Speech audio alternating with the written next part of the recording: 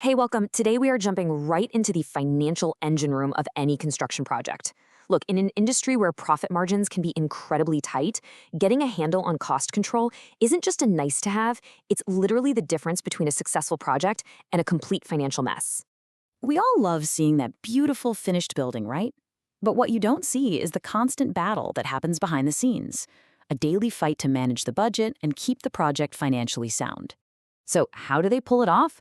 How do teams navigate all the changes that inevitably pop up, measure progress in a way that's fair, and keep the money flowing?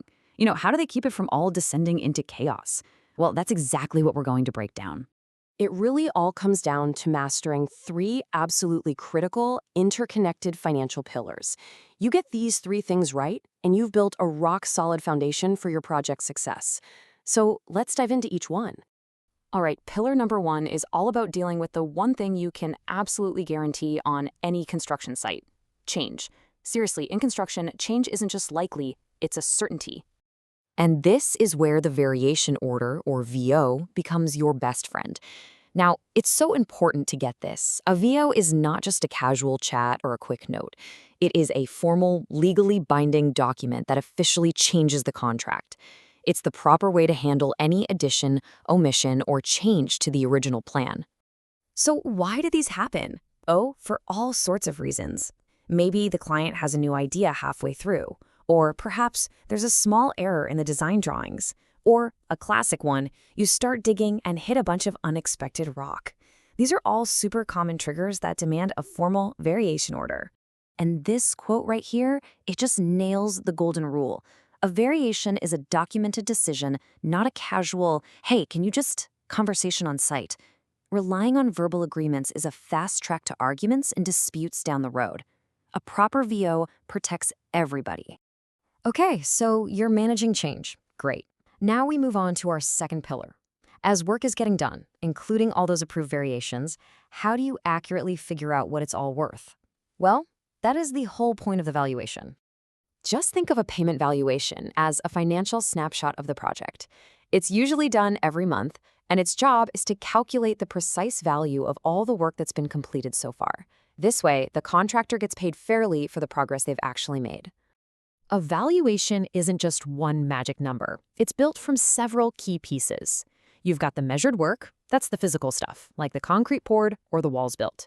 Then you have preliminaries, which are all the site running costs, things like site management and temporary utilities. Of course, any approved variations get added in. And, really importantly, it also includes materials that have been bought and paid for. And that brings us to a super important point, the difference between materials on-site versus off-site. See, if materials are just sitting in a factory somewhere, the client is at risk. What happens if the supplier has financial trouble? That's why, to protect themselves, the client will require a vesting certificate. It's a key legal paper that officially transfers ownership of those materials to the client before they'll pay for them. So once everyone agrees on the valuation, we land at our third and final pillar: getting the cash moving. No project can survive without a steady cash flow, and that's where interim payments become the lifeblood of the operation. This process has a real rhythm to it, usually every month. First, the contractor sends in their application based on that valuation. Then, a quantity surveyor goes to the site to check that the work has actually been done. After that, a formal payment certificate is issued, and finally, the owner pays up. This cycle is what keeps the whole project moving forward. But wait, not all the money gets paid out. A little bit, usually around 3 to 10%, is held back. This is called retention. Think of it as a kind of insurance policy. It gives the contractor a financial reason to come back and fix any little issues or defects that might pop up after their main work is done. Now, that money isn't just held hostage forever. Retention is typically paid back in two chunks. The first half is released when the project hits practical completion, which basically means it's finished and can be used. The second half is paid out at the end of the defects liability period, but only after any last-minute fixes are all sorted out. So there you have it: variations, valuations, and payments, the three pillars. But, and this is a big but, knowing what they are is only half the story. How you manage them is what separates a project that's in control from one that's just pure chaos. For far too long, this whole process has been managed with a messy mix of disconnected spreadsheets, never-ending email chains, and even instructions fired off in WhatsApp groups. This old way is slow, it's full of human error, and frankly, it's a complete nightmare when you're trying to figure out who said what when. But there's a much better way. A digital, centralized system. Instead of spreadsheet chaos, you get a single source of truth. Instead of waiting for information, you get real-time budget tracking. And best of all, instead of disputes, you get a clear digital audit trail for every single decision. It's about moving from chaos to control. The reality is, it's time to move on. It's time to ditch the spreadsheets and the WhatsApp groups that create so much risk and confusion on our construction sites. The solution is to digitalize your entire cost control workflow.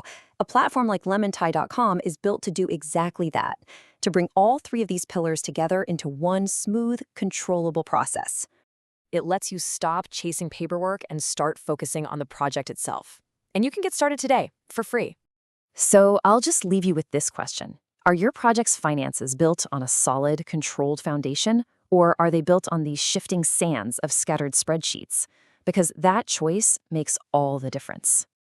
This explainer was brought to you by Lementai. Thanks for watching.